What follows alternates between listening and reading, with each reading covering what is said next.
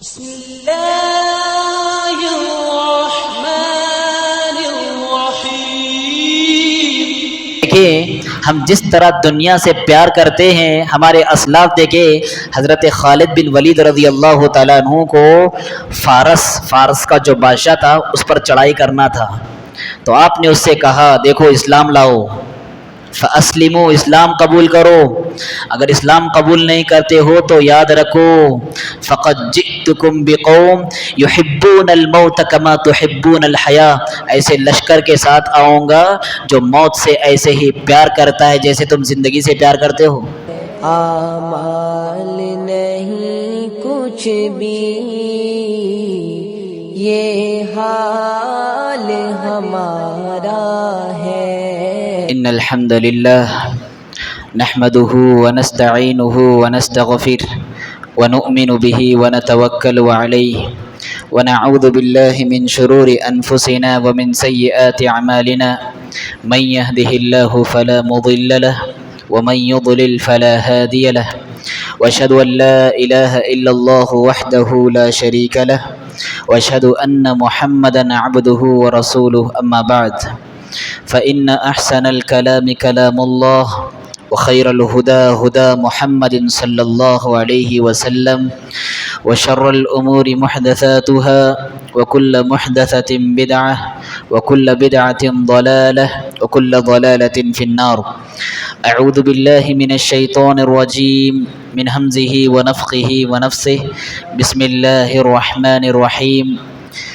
اعلموا انما الحياة الدنيا لعب ولهو وزينة وتفاخر بينكم وتكاثر في الأموال والأولاد كمثل غيث أعجب الكفار نباته ثم يهيج فتراه مصفرا ثم يكون حطاما وفي الآخرة عذاب شديد ومغفرة من الله ورضوان وما الحياة الدنيا إلا متاع الغرور۔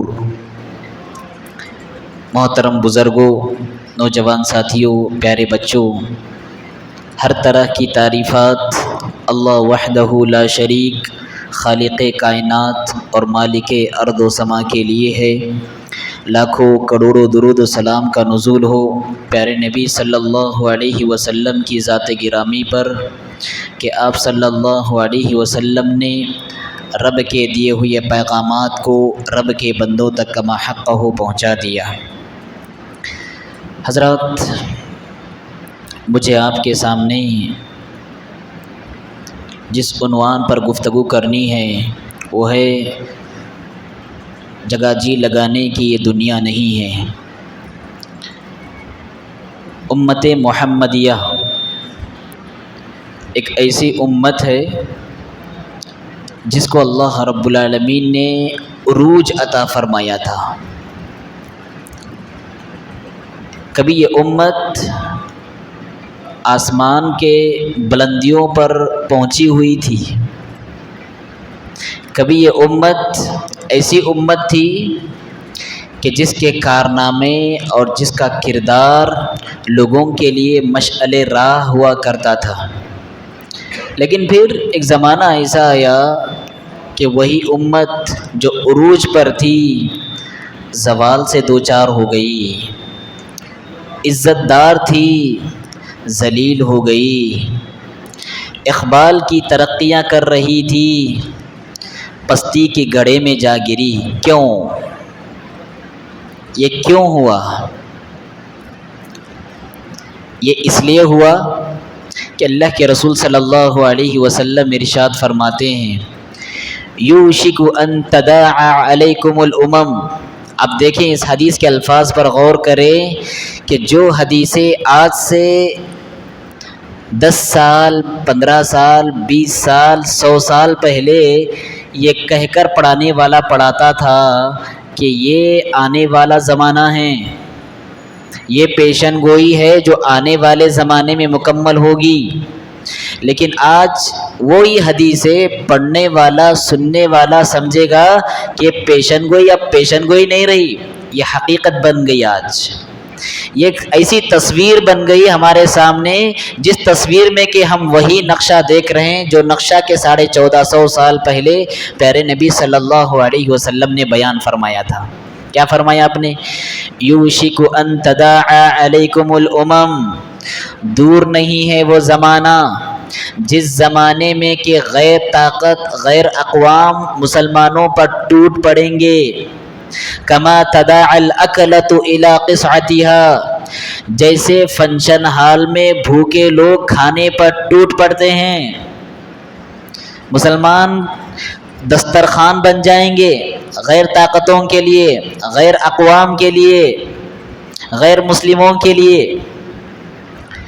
صحابہ کرام نے پوچھا امن قلت یومئذ نحن یا رسول اللہ، اللہ کے رسول شاید آپ اس زمانے کی بات کر رہے ہیں جس زمانے میں کہ مسلمانوں کی تعداد گھٹ جائے گی، جس زمانے میں مسلمان کم ہو جائیں گے، جس زمانے میں مسلمان تھوڑی تعداد میں ہوں گے۔ اللہ کے رسول نے فرمایا نہیں، قال بل انتم یومئذ کثیر، تعداد کی اگر بات کی جائے تو بہت ہوگے، ولیکنکم غثاء کغثاء السیل، لیکن تمہاری جو حیثیت ہوگی وہ سمندر میں جو کچرا ہوتا ہے کچرے کے مانند تمہاری حیثیت ہوگی۔ اللہ اکبر۔ اللہ کے رسول کی تشبیہ پر غور کریں، یہ سمندر اور سمندر کا کچرا جس کو سمندر اپنے پاس بھی نہیں رکھتا، کنارے پر لا کر پھینک دیتا ہے، وَلَكِنَّكُمْ غُثَاءُ السَّيْلِ، سیلاب میں جو کچرا آتا ہے وہ کچرے کی مانند تمہاری حیثیت ہو جائے گی۔ وَلَيَنزِعَنَّ اللَّهُ مِن صُدُورِ عَدُوِّكُمُ الْمَهَابَةَ مِنْكُمْ، تمہارا جو روب ہے، تمہارا جو دبدبا ہے، تمہاری جو ہیبت ہے کافروں کے دلوں میں، اللہ رب العالمین وہ سارا روب دبدبا نکال دے گا۔ وَلَيَقْذِفَنَّ اللَّهُ فِي قُلُوبِكُمُ الْوَهْنَ، کیسا روب تھا مسلمانوں کا، کیسا دبدبا تھا مسلمانوں کا کہ دیکھیں تاریخ کی روایات میں آتا ہے حضرت علی رضی اللہ تعالیٰ عنہ اور حضرت امیر معاویہ رضی اللہ تعالیٰ عنہ دونوں کے درمیان اجتہادی مسائل میں جنگ ہونے والی تھی، ایک طرف حضرت امیر معاویہ رضی اللہ عنہ، دوسرے طرف حضرت علی رضی اللہ تعالیٰ عنہ اور آپ کا لشکر۔ تو جب روم کے بادشاہ کو معلوم ہوا کہ دونوں آپس میں لڑنے والے ہیں، موقع کی نزاکت کا فائدہ اٹھا کر اس نے لیٹر لکھا حضرت امیر معاویہ کو، ملک شام کے گورنر تھے آپ۔ لیٹر میں کیا لکھا کہ اے امیر معاویہ، میں نے سنا ہے کہ تم علی بن ابی طالب سے جنگ کرنے والے ہو، اور میں چاہتا ہوں کہ میری ایک بڑی فوج ہے، میرے فوج کے لشکر کو تم ساتھ میں لے کر علی بن ابی طالب سے جنگ کرو۔ حضرت امیر معاویہ رضی اللہ تعالیٰ عنہ نے جب یہ خط پڑھا اور سنا تو گویا کہ آپ جاہ جلال میں آ گئے اور آپ کا چہرہ سرخ ہو گیا، اور آپ نے خط کا جواب تحریر کرنے کا حکم صادر فرمایا۔ اور آغاز کیسے، خط کی ابتدا کیسے، آپ نے اس سے مخاطب کر کے فرمایا یا کلب الروم۔ اللہ اکبر۔ مسلمانوں کا کیا اسٹیج، مسلمانوں کا کیا مقام تھا، مسلمانوں کا کیا مرتبہ تھا، جس مقام پہ ٹھہر کر کے مسلمان بڑے بڑے بادشاہوں کو ان خطابات میں خطاب کیا کرتے تھے، یا کلب الروم، اے رومی کتے، اگر تو ہمارے اختلافات کا ناجائز فائدہ اٹھانا چاہے گا تو یاد رکھ علی بن ابی طالب کی سپاہیوں کا ادنا سپاہی ہو کر میں تجھ سے جنگ کروں گا۔ یہ مقام تھا مسلمانوں کا۔ اللہ کے رسول نے فرمایا وَلَيَنزِعَنَّ اللَّهُ فِي صُدُورِ عَدُوِّكُمُ الْمَهَابَةَ مِنْكُمْ، یہ دبدبا رب العالمین کافروں کے دلوں سے نکال دے گا۔ وَلَيَنزِعَنَّ اللَّهُ فِي صُدُورِكُمُ الْعَدُوَّ مَهَابَةَ مِنْكُمْ وَلَيَقْذِفَنَّ اللَّهُ فِي قُلُوبِكُمُ الْوَهْنَ، اور تمہارے دلوں میں اللہ رب العالمین ایک وہن نامی بیماری ڈال دے گا، وہن، کمزوری۔ فقال، کہنے والوں نے پوچھا وَمَا الْوَهْنُ یا رسول اللہ، اللہ کے رسول یہ وہن کیا چیز ہے؟ آپ نے فرمایا حب الدنیا وکراہیت الموت، کہ تم دنیا کے پرستار بن جاؤ گے، دنیا کے عاشق بن جاؤ گے، دنیا پر فریفتہ ہو جاؤ گے، دنیا سے دل لگا بیٹھو گے، دنیا سے محبت کرنے والے ہو جاؤ گے، اور موت کے نام سے ہی تم نفرت کرنے لگ جاؤ گے۔ یہ مرض ہے ہمارا، جس کی تشخیص کے پیارے نبی صلی اللہ علیہ وسلم نے آج سے 1450 سال پہلے پیدا فرمائی۔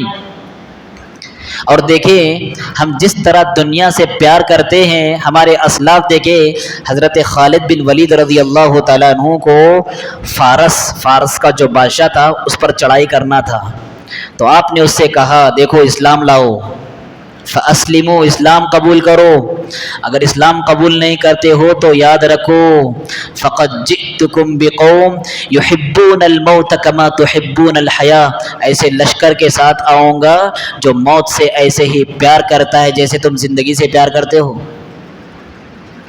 یہ ان کا بنیادی مسئلہ تھا کہ دنیا میں جینا، دنیا میں عیش کرنا ان کا مقصد زندگی نہیں، مقصد زندگی آخرت، مقصد زندگی جنت، مقصد زندگی جنت کے محلات، مقصد زندگی جہنم سے چھٹکارا، مقصد زندگی قبر کی منزل کی تیاری۔ دنیا میں جینا، دنیا کی حرص حواس، دنیا کے خواہشات ان کا مقصد زندگی نہیں۔ اسی لیے انہوں نے ان الفاظ میں دشمن کو دھمکی دی، ایسے لشکر کے ساتھ آ رہا ہوں جو موت سے ایسے ہی پیار کرتا ہے جیسے تم دنیاوی زندگی سے پیار کرتے ہو۔ تو آج حضرات یہ بہت بڑا مسئلہ ہے، یہ بہت بڑا مسئلہ ہے، کیا بڑے کیا چھوٹے، کیا حاکم کیا محکوم، کیا راجا کیا پرجا، کیا امیر کیا غریب، کیا عورتیں کیا بوڑھے، سب ایک مرض میں مبتلا ہے، حب الدنیا و کراہیت الموت، دنیا سے محبت اور آخرت سے نفرت۔ یہ دنیا، اللہ رب العالمین نے دنیا کو خوبصورت بنایا ہے، لیکن دنیا کی یہ خوبصورتی ہمیشگی والی نہیں۔ دنیا بارونق ضرور ہے، لیکن دنیا کی رونق وقتی ہے۔ دنیا گرچہ اپنے اندر حسن و جمال رکھتی ہے، لیکن دنیا کا یہ حسن و جمال بہت دنوں تک پائیدار رہنے والا نہیں۔ اہل علم نے کہا کہ دنیا ایک دلہن ہے۔ کیسی دلہن؟ دنیا بوڑھی دلہن ہے، بوڑھی دلہن ہے دنیا، جس کو بنا کر سنوار کر خوبصورت بنایا گیا ہے، اور یہ ہے کہ دنیا کے پرستار اس کو جوان سمجھ کر اس کے پیچھے لٹکے ہوئے ہیں۔ دنیا بوڑھی دلہن ہے جس کو سنوارا گیا ہے۔ اہل علم نے یہ بھی کہا ہے کہ انسان کے دو گھر ہوتے ہیں، دو گھر، ایک ہے زمین کے اوپر والا گھر اور دوسرا ہے زمین کے نیچے والا گھر۔ زمین کے اوپر والے گھر میں انسان کو کتنے سال رہنا ہے؟ 60 سے 70 سال۔ اللہ کے رسول نے فرمایا اعمار امتی ما بین 60 الی 70، میری امت کی عمروں کا جو ڈسٹینس ہوگا وہ 60 سے 70 سال کے درمیان۔ وقلیل من یجاوزہن، بہت کم لوگ ایسے ہوں گے جو 70 کراس کریں گے۔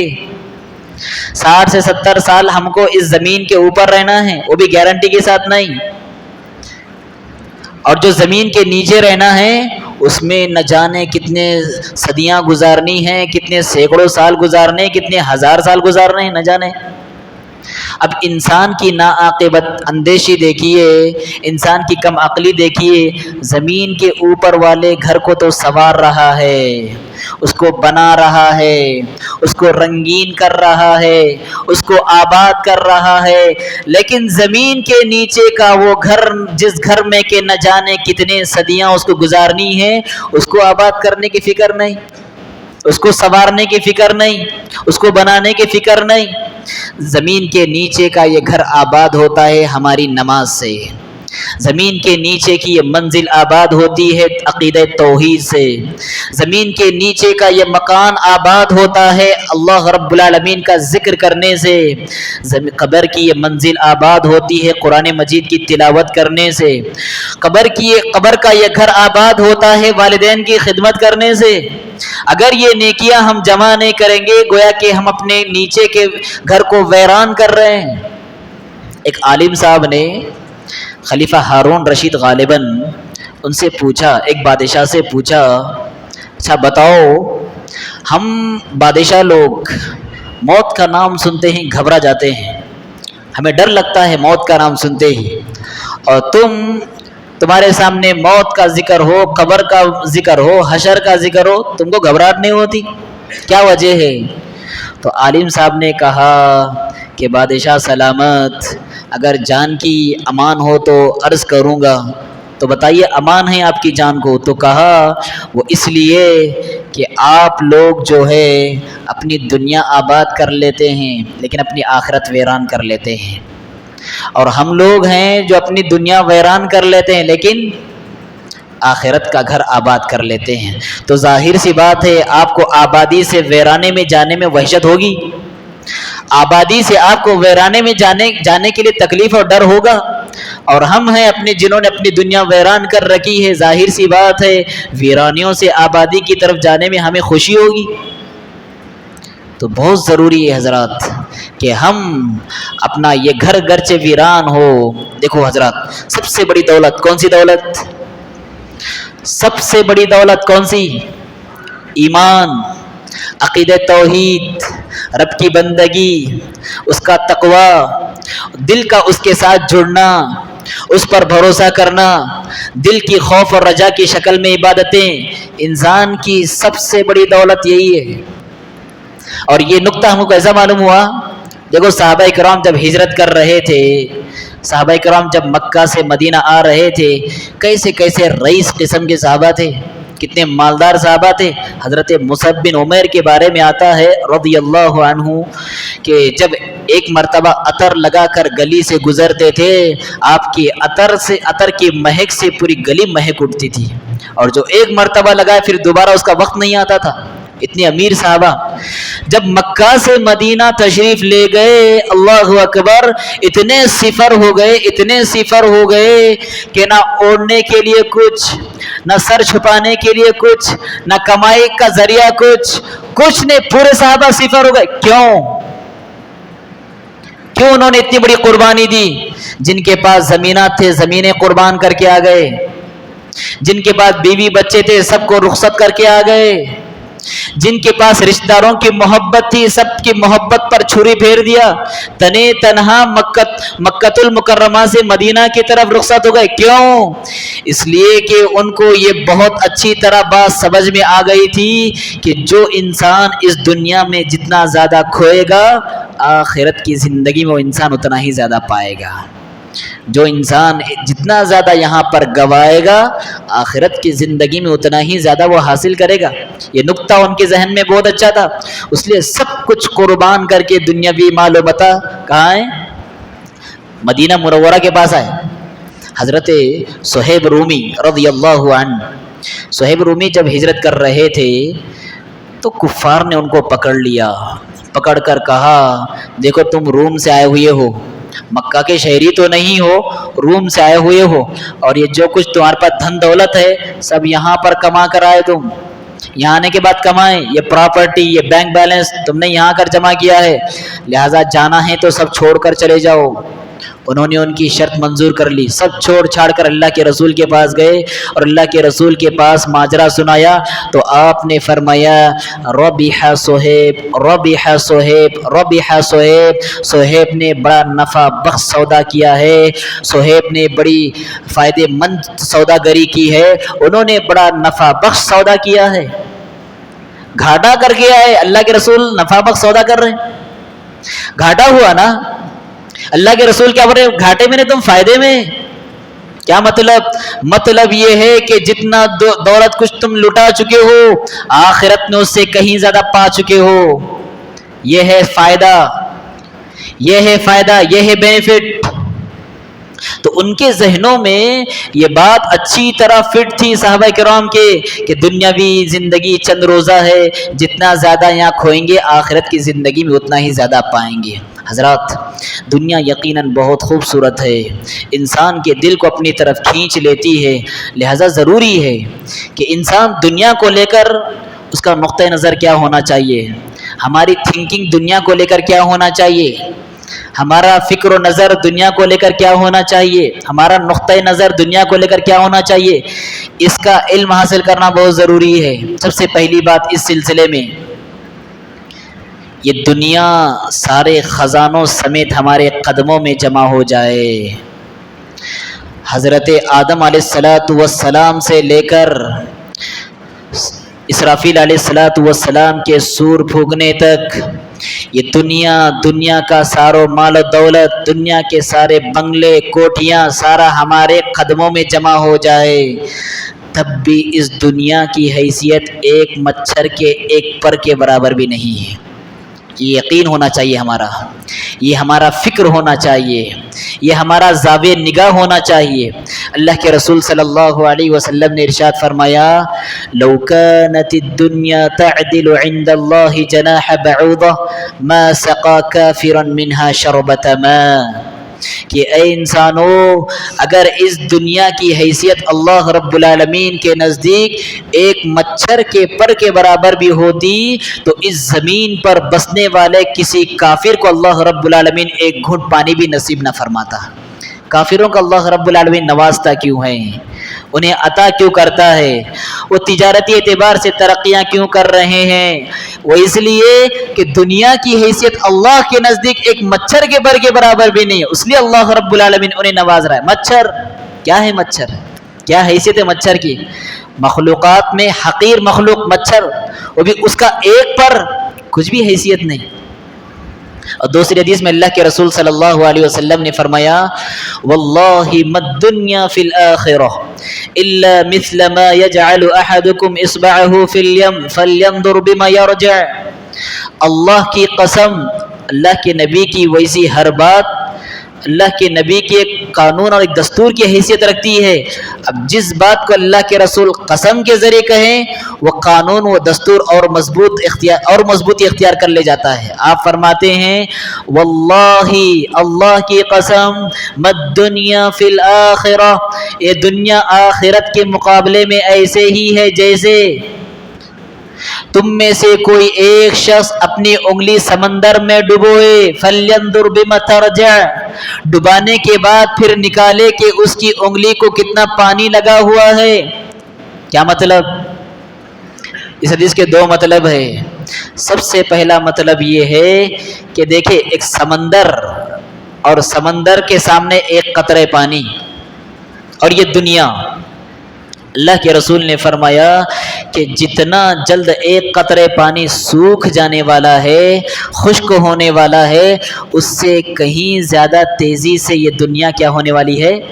تباہ کی گھاٹ اترنے والی ہے۔ اور ہم دیکھ رہے ہیں اپنے آنکھوں سے ایام، آج سے 20 سال 25 سال پہلے رمضان کے لیے ہم کتنا انتظار کرتے تھے، عید کا کتنا انتظار کرتے تھے، اور آج ہم اپنی آنکھوں سے حالات دیکھ رہے ہیں کہ سال جو گزر رہے ہیں مہینے کی رفتار سے گزر رہے ہیں، مہینے ہفتے کے ایام سے گزر رہے ہیں۔ ہم اپنے آنکھوں سے زمانہ دیکھ رہے ہیں کہ جس زمانے کی پیشن گوئی کہ اللہ کے رسول نے فرمایا تھا کہ ایک قطرے پانی جتنا جلد خشک ہونے والا ہے اتنی ہی جلدی یہ دنیا تباہ و برباد ہونے والی ہے۔ دنیا کی عمر بہت مختصر، یہ دنیا بوڑھی ہو چکی ہے، اس کے جوانی کے ایام گزر چکے، اب یہ اپنے بڑھاپی کے آخری حدیں پار کر رہی ہے۔ اللہ کے رسول نے فرمایا ایک قطرے پانی، کیا مطلب؟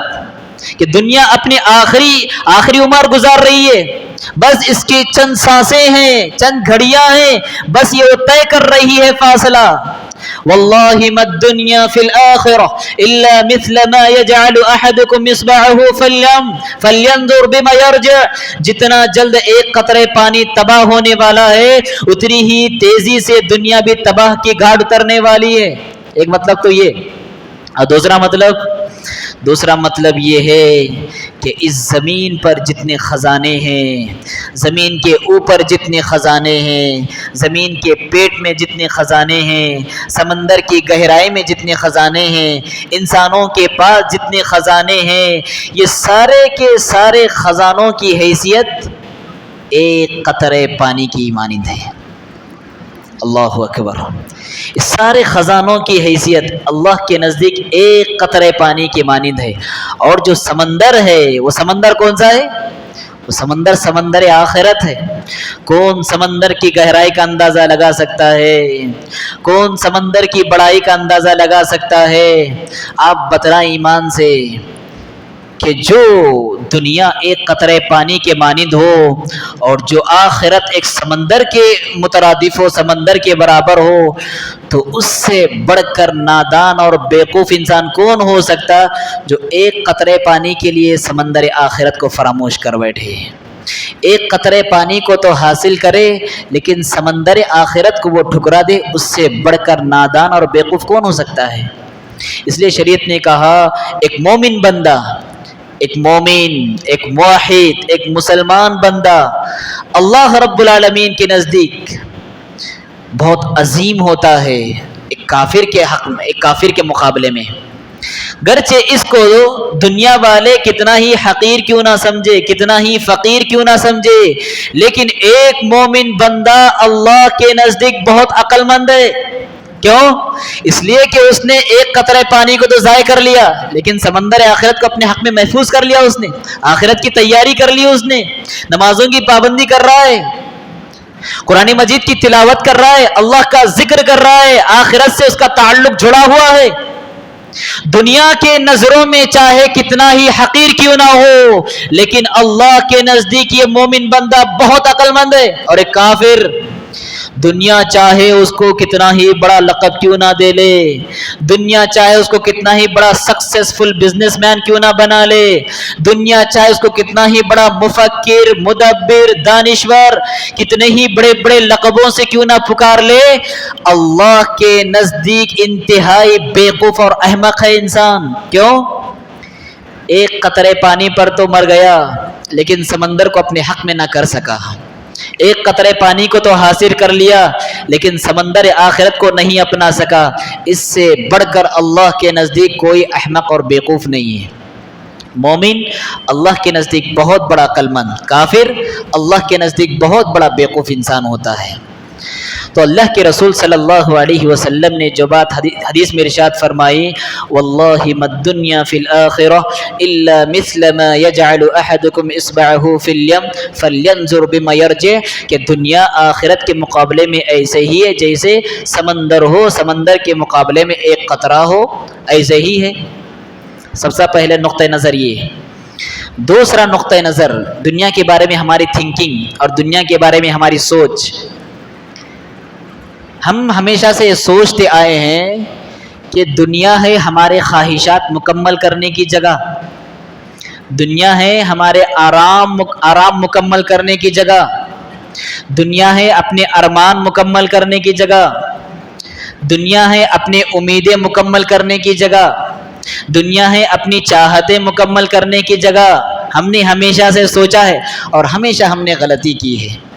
شریعت نے کہا نہیں انسانوں، غلطی کر رہے ہو، بہت بڑی بھول کر رہے ہو، یہ دنیا اپنی خواہشات مکمل کرنے کی جگہ نہیں، خواہشات کی قربانی دینے کی جگہ ہے۔ یہاں ارمانیں مکمل کرنے کی جگہ نہیں، ارمانوں کی قربانی دینے کی جگہ ہے۔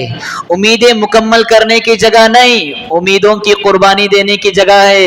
چاہتیں مکمل کرنے کی جگہ نہیں، چاہتیں مکمل کرنے کی جگہ، چاہتوں کی قربانی دینے کی جگہ ہے۔ اور سبحان اللہ، اللہ رب العالمین نے فرمایا کہ جو انسان یہ مزاج رکھتا ہے کہ دنیا کی چلو 4 دن کی چاندنی ہے، مزے کریں گے، آخر موت ہے، مرنا ہے، کافرانہ سوچ، مومنانہ سوچ نہیں ہو سکتی، کافروں کی سوچ ہے یہ۔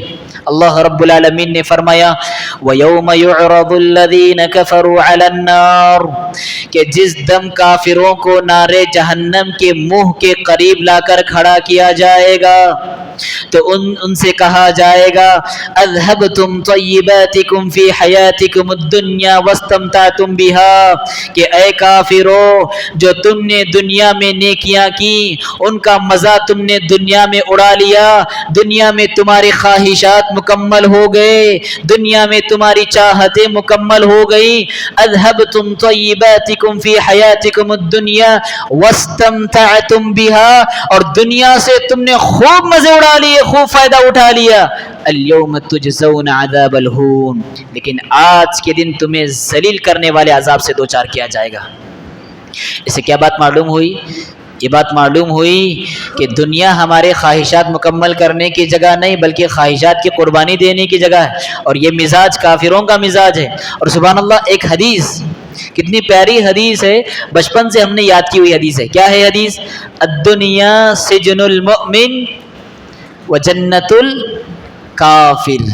الدنیا سجن المؤمن و جنت الکافر. انتہائی مختصر حدیث لیکن پیغام کے اعتبار سے انتہائی جامع حدیث ہے. ایک حدیث آج کی اس مجلس میں ہم سمجھ لیں، سن لیں، تو میں سمجھتا ہوں کہ آج کا پروگرام کامیاب ہے. کیا ہے حدیث کا مطلب؟ کہ دنیا مومن کے لیے قید خانہ ہے، جیل ہے، اور کافر کے لیے یہ دنیا ایک باغ ہے، ایک جنت ہے. دنیا مومن کے لیے قید خانہ. کیسے قید خانہ ہے؟ دیکھیں، قید خانے میں ایک قیدی کو داخل کرنے کے بعد کیا ہوتا ہے؟ من چاہی غذا نہیں ملتی، من چاہی آرام نہیں ملتا، من چاہی لباس نہیں ملتا، من چاہی مشروب نہیں ملتا، من چاہی کھانا نہیں ملتا. جی، ایک کافر کو قید خانے میں قدم قدم پر اپنی خواہشات کی قربانی دینی پڑتی ہے. بالکل ایسے ہی یہ دنیا مومن کے لیے قید خانہ ہے، جہاں پر حرام ذرائع اس کے طرف بہت کھلنے والے ہیں. وہاں اس کو اپنی خواہشات کو کچلنا ہوگا. عورتوں کا فتنہ اس کو اپنی طرف دعوت دے گا، یہاں پر اس کو اپنی خواہشات رگڑنا ہوگا. طرح طرح کے لوگ اس کو اپنے جال میں پھنسانے کی کوشش کریں گے حلال اور حرام کے مسائل میں، یہاں پر اس کو اپنے ارمانوں کو ذبح کرنا ہوگا. الدنیا سجن المؤمن.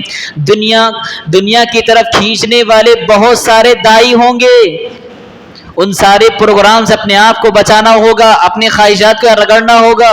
وہ جنت الکافر. اور دنیا کافر کے لیے جنت ہے، جہاں کیا حلال، کیا حرام، کیا جائز، کیا ناجائز، سب ان کے لیے جنت ہے.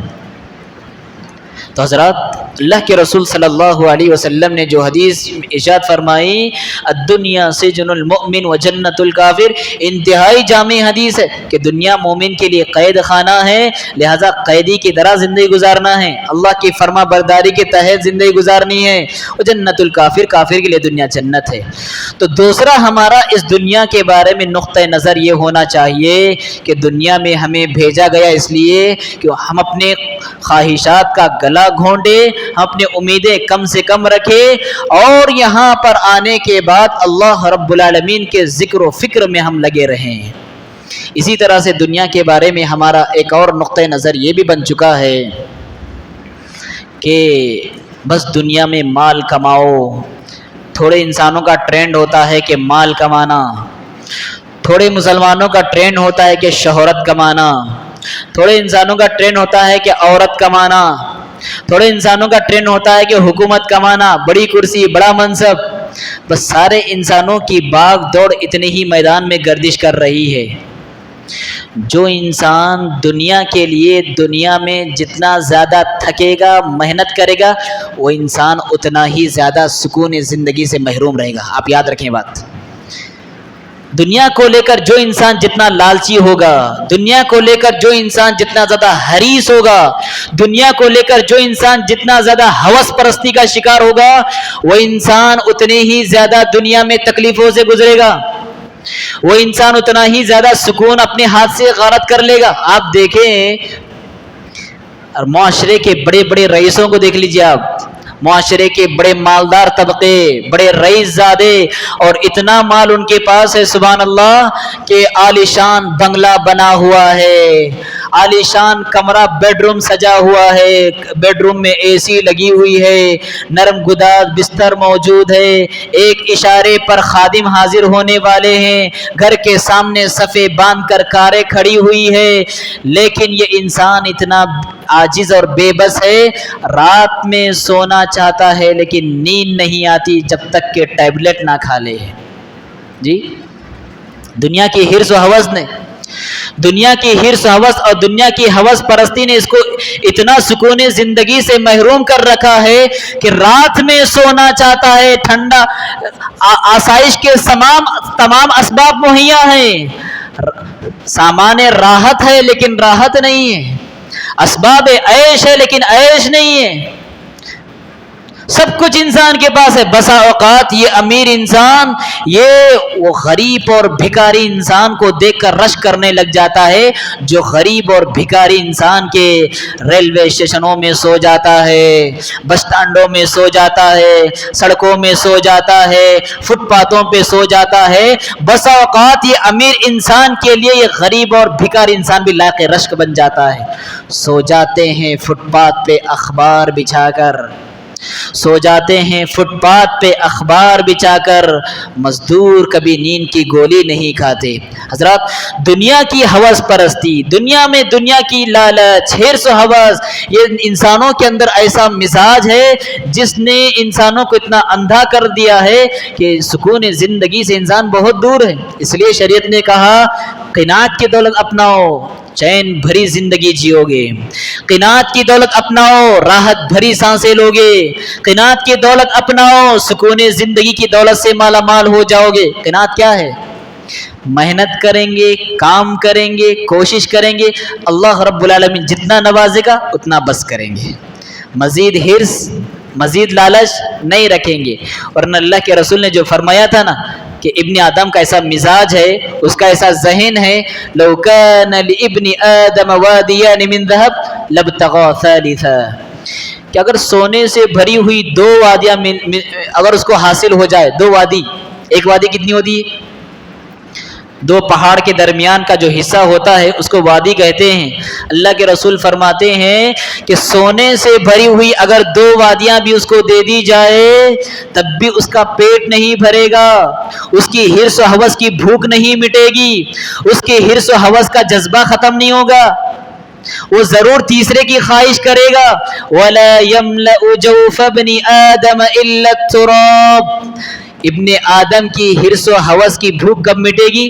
جب وہ قبر میں داخل ہوگا, جب وہ مرے گا تبھی اس کی حرص و ہوس کا جذبہ ختم ہوگا. لہذا حضرات, قناعت کی دولت اپنانا چاہیے, قناعت کی دولت اپنانا چاہیے کہ ہم محنت کریں گے, اللہ رب العالمین نے جتنا عطا کیا ہے اس پر بس کریں گے, اللہ رب العالمین کے فضل و شکر سے ہم زندگی گزاریں گے.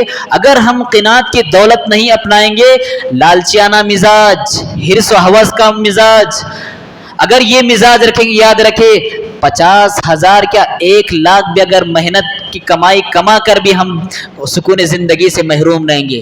جب 2 لاکھ والے کو دیکھیں گے, 3 لاکھ والے کو دیکھیں گے, 5 لاکھ والے کو دیکھیں گے, 1,00,000 کما کر بھی ہم سکون زندگی کی دولت سے محروم رہیں گے. اس لیے شریعت نے کہا دین کا مسئلہ ہو تو اپنے سے اوپر والے کو دیکھو, دنیا کا مسئلہ ہو تو اپنے سے نیچے والے کو دیکھو. اگر یہ طرح امتیاز آپ اپنائیں گے, سکون بھری سانسیں آپ لیں گے, چین بھری زندگی انشاءاللہ گزاریں گے. تو لہٰذا حضرات, مجھے اس سے یہ آپ کو پیغام دینا ہے کہ دنیا میں ہم جئیں گے, آخرت کے لیے جئیں گے, دنیا میں دنیا کے لیے نہیں جئیں گے, دنیا میں دنیا کے لیے زندگی نہیں گزاریں گے, حرص و ہوس کا جذبہ نہیں رکھیں گے, قناعت کی دولت ہم اپنائیں گے, اللہ رب العالمین اسی چھوٹی زندگی میں سکون رکھے گا, چین رکھے گا. ورنہ بڑا بنگلہ اور محل بنانے کے باوجود بھی ہم بے سکون رہیں گے, اطمینان کھوئے ہوئے رہیں گے. چھوٹی سی جھوپڑی میں رزق حلال کے ساتھ, قناعت کی دولت کے ساتھ ہم جئیں گے, اللہ رب العالمین سکون زندگی کی دولت سے مالا مال فرمائے گا.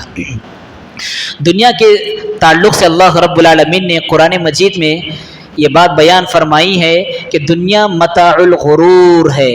کیا مطلب؟ دنیا متاع الغرور, یہ دنیا دھوکے کا سامان ہے, یہ دنیا بڑی غدار ہے, یہ دنیا بڑی دھوکے باز ہے.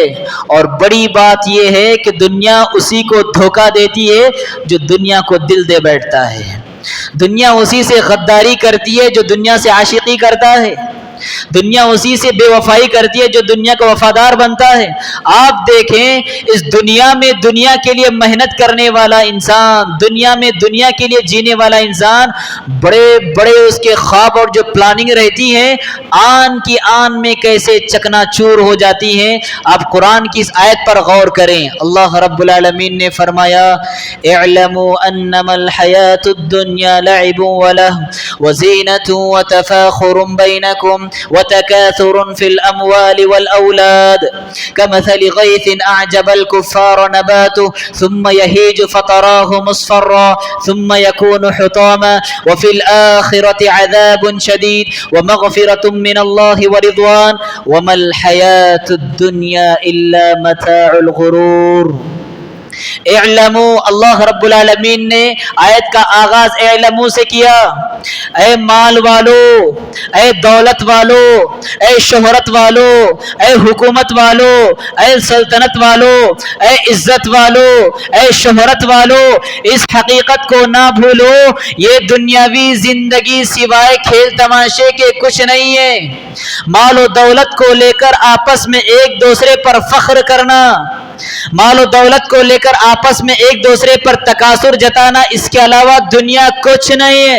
بالکل ایسے ہی ہے جیسے آسمان سے موسلا دھار بارش نازل ہوئی اور جس کو دیکھ کر کسان بہت خوش ہوتا ہے کہ چلو آسمان سے بارش ہو گئی، اناج اگ گیا. اللہ رب العالمین فرماتے ہیں کہ پھر دیکھتے ہی دیکھتے اس کی وہ کھیتی کٹی کی کٹی رہ جاتی ہے. پھر وَمَا الْحَيَاةُ الدُّنْيَا إِلَّا مَتَاعُ الْغُرُورِ، یہ دنیاوی زندگی سوائے دھوکے کے سامان کے اور کچھ نہیں. بہت پیاری مثال اللہ نے دی. اللہ نے فرمایا کہ اس دنیا کی حقیقت کو سمجھنے کے لیے ایک مثال پر آپ غور کر لو، آپ دنیا کی ساری حقیقت سمجھ جائیں گے. کیا مثال؟ کہ دیکھو آسمان سے ہم نے بارش نازل فرمائی، پھر بارش نازل ہونے کے بعد ایک کسان جو ہوتا ہے، کھیت میں کام کرنے والا جو ہوتا ہے، وہ کھیت میں محنت کرتا ہے، اور جب محنت کرتا ہے نہ سردی کو سردی سمجھتا ہے نہ گرمی کو گرمی سمجھتا ہے. صبح سویرے جاتا ہے، کاشتکاری کرتا ہے.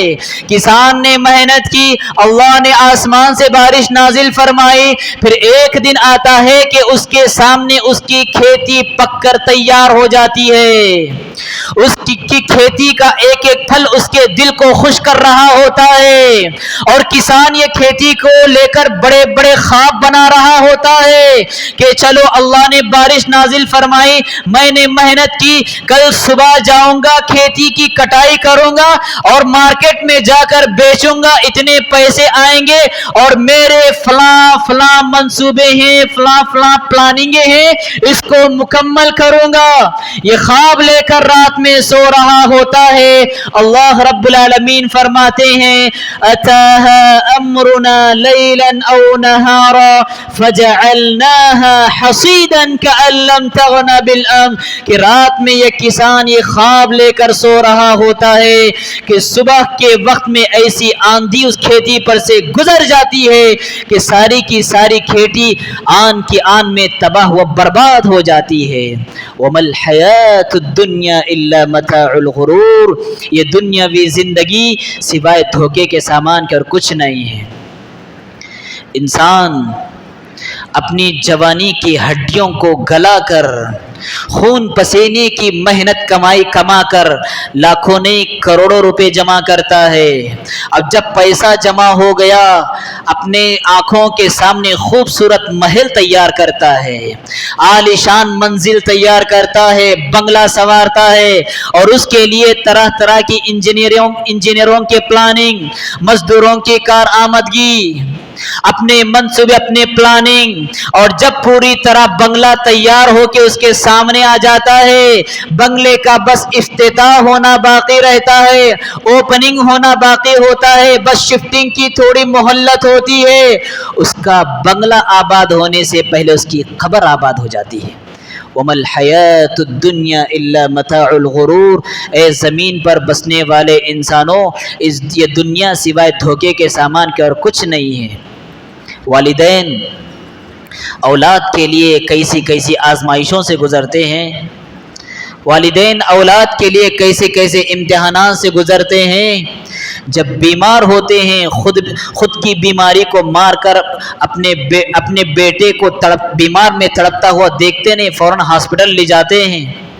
رات بھر اپنی اولاد کی مسکراہٹ کو دیکھنے کے لیے کروٹوں میں گزار دیتے ہیں. اولاد کو پڑھانے کے لیے، ان کو ترقی دلانے کے لیے سردیوں سے لڑ جاتے ہیں، برستی ہوئی دھوپ اور تپش سے لڑ جاتے ہیں.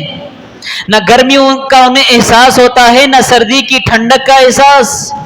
یہ سارے کے سارے منصوبے جب اولاد پیدا ہوتی ہے خود کی ذات کے لیے جینا چھوڑ دیتے ہیں اور اولاد کی ذات کے لیے جینا شروع کر دیتے ہیں، اپنی ساری جوانیوں کا ہڈیوں کا رس نچوڑ کر اولاد کی ہڈیوں میں پلا دیتے ہیں۔ کیوں؟ میری اولاد بڑی ہوگی، میری اولاد پڑھ لکھ کر دنیا کا ایک کامیاب آدمی بنے گی اور ہماری زندگی اونچی ہو جائے گی، نتیجے میں میری بڑھاپی کا سہارا اور لاٹھی بنے گی اولاد۔ اور جب اولاد پڑھ لکھ کر بڑی بھی ہو جاتی ہے اور پڑھ لکھ کر بڑی ہو جاتی ہے، جاب لگنے والی ہو جاتی ہے، بس میدان عمل میں اترنے والی ہوتی ہے، عالی شان جاب لگنے ہی والی ہوتی ہے کہ موت کا ایسا حادثہ اولاد پر گزر جاتا ہے کہ آن کے آن میں سارے خواب چکنا چور ہو جاتے ہیں۔ وَمَا الْحَيَاةُ الدُّنْيَا إِلَّا مَتَاعُ الْغُرُورِ۔ اے زمین پر بسنے والے انسانوں، یہ دنیاوی زندگی دھوکے کا سامان ہے۔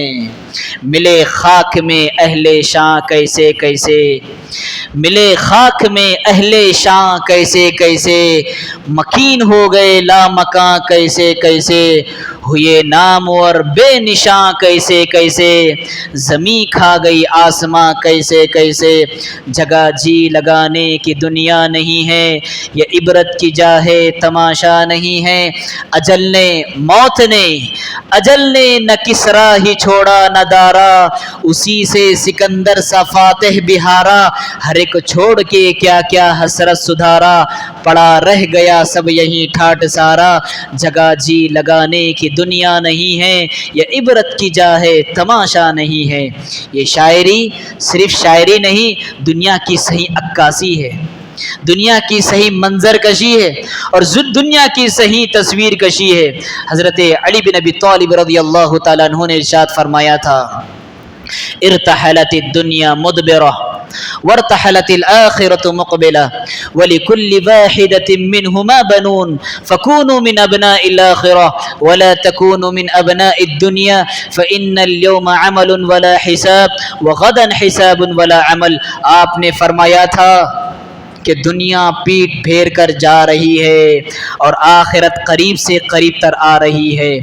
ہماری زندگی کی ایک ایک سانس ہمیں موت کے فرشتے کے قریب کر رہا ہے، ہماری زندگی میں گزرنے والا ایک ایک سیکنڈ ہمیں اپنی موت کی منزل کے قریب کر رہا ہے، ہماری زندگی میں غروب ہونے والا ایک ایک سورج ہمیں دستک دے رہا ہے کہ تمہاری زندگی کا سورج بھی بہت جلد غروب ہونے والا ہے۔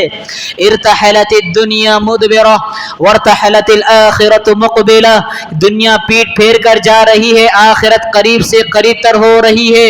وَلِكُلِّ وَاحِدَةٍ مِّنْهُمَا بَنُونَ، اور اس زمین پر بسنے والے انسان دو طرح کے بھی ہیں۔ بہت سارے انسان ہیں جو دنیا میں دنیا کے لیے زندگی گزارنے والے ہیں اور کچھ انسان ایسے ہیں جو دنیا کے لیے دنیا میں نہیں آخرت کے لیے جینے والے ہیں۔ آپ نے فرمایا فَكُونُوا مِنْ أَبْنَاءِ الْآخِرَةِ، اے دنیا میں دنیا کے لیے سانسیں لینے والوں، دنیا میں دنیا کے لیے محنت کرنے والوں، دنیا کی پرستار نہ بنو، آخرت کے پرستار بنو، آخرت کے لیے جینے والے بنو، جنت میں محلات کی تعمیر کرنے والے بنو، جنت جیسے حسین باغ کی تیاری کرنے والے بنو۔ وَلَا تَكُونُوا مِنْ أَبْنَاءِ الدُّنْيَا، یہ دنیا گئی گزری ہے، دنیا کے بیٹے نہ بنو، دنیا کے پرستار نہ بنو، دنیا کے عاشق نہ بنو، دنیا پر فرفتہ نہ بنو۔ فَإِنَّ الْيَوْمَ عَمَلٌ وَلَا حِسَابٌ، اس لیے کہ آج کا دن وہ دن ہے جس دن کے تمہیں عمل کی مہلت ملی ہوئی ہے، اور اللہ کی قسم جب موت کا فرشتہ آئے گا ایک سیکنڈ بھی عمل کرنے کے لیے مہلت نہیں دے گا۔ انسان تڑپے گا، انسان چیخے گا، انسان چلائے گا، لولا اخرتنی الی اجل قریب فاصدق واکن من الصالحین، بس سیکنڈوں کی مہلت دے دی جائے صدقہ کروں گا، نیک لوگوں میں ہو جاؤں گا۔ علی بن ابی طالب فرماتے ہیں مہلت نہیں ملنے والی، آج مہلت ملی ہوئی ہے، آج دنیا میں تمہیں عمل کرنے کا موقع ہے، وغدن حساب ولا عمل، اور کل وہ دن آنے والا ہے جس میں حساب و کتاب ہوگا، جہاں پر میزان ہوگا اور جہاں پر ترازو کے دو پلڑے ہوں گے، وہاں عمل کرنے کی مہلت نہیں ہوگی۔ لہذا حضرات، سفر آخرت کا واحد ساتھی ہمارے اس زندگی میں کیے جانے والا حسن عمل ہے۔ قبر کی وحشت اور دہشت میں ہمارا ساتھ نبھانے والا ہمارا نیک عمل ہے۔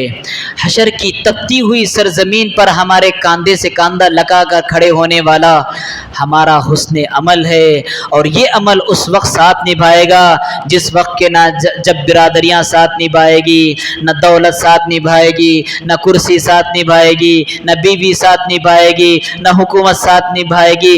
جس وقت کے کچھ ساتھ نہ نبھائے گا، اس وقت اگر کوئی ساتھ نبھائے گا تو ہمارا حسن عمل ہے۔ لہٰذا اس حسن عمل کے لیے زندگی کو غنیمت جانو، اور یہی مقصد زندگی ہے جس کو دے کر اللہ رب العالمین نے مجھے اور آپ کو اس دنیا میں پیدا فرمایا ہے۔ لِيَبْلُوَكُمْ أَيُّكُمْ أَحْسَنُ عَمَلًا، وہ دیکھنا چاہتا ہے کہ اس زندگی میں ہم نے تمہیں جو بھیجا ہے کہ تم میں عمل کے اعتبار سے کون خوبصورت انسان ہے۔ لہٰذا تمام باتوں کا خلاصہ یہی ہے، دنیا ایک برج ہے، دنیا ایک پل ہے، اور دنیا ایک اڑان کی ایسی جگہ ہے جہاں سے ہم کو گزرنا ہے، اور جتنے بھی چیزیں رکاوٹیں بن کر آتی ہیں سب کو پیر تلے روندنا ہے، اور ہمارا مقصد آخرت ہے، ہمارا مقصد جنت کو حاصل کرنا ہے۔ دنیا میں کام کریں گے، محنت کریں گے، کاروبار کریں گے، لیکن سب یہ کہ ساری کی ساری چیزیں بس ذریعہ ہے، یہ ہمارا ٹارگٹ اور مقصد نہیں ہے۔ ہمارا مقصد آخرت ہے، آخرت کو ہمیشہ مد نظر رکھنا چاہیے۔ میں دعا کرتا ہوں رب العالمین سے، بار الہ ہم سب کو دنیا کی حقیقت کو اچھی طرح سمجھ کر دنیا کو برتنے کی توفیق عطا فرما۔ بار الہ ہم سب کو اس زمین پر رہ کر حسن عمل کرنے کی توفیق عطا فرما۔ بار الہ ہمیں جو بیمار ہیں انہیں شفا کاملہ عطا فرما۔ بار الہ ہمیں جو پریشان حال ہیں سب کی پریشانیوں کو تو دور فرما۔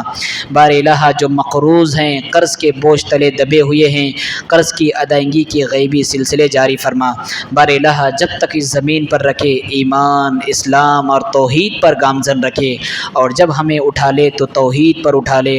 اقول قولی ھذا واستغفر اللہ لی ولکم ولسائر المسلمین فاستغفروہ انہ ھو الغفور الرحیم۔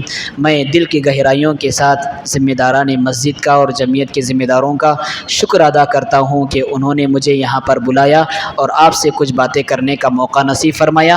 میں ان کے حق میں دعا کرتا ہوں کہ اللہ رب العالمین سب کو خوشحال زندگی عطا فرمائے، اللہ رب العالمین سب کی مرادیں پوری کرے، اللہ رب العالمین ان کی قربانیوں کو میزان حسنات میں جمع فرمائے۔ وآخر دعوانا ان الحمد للہ رب العالمین۔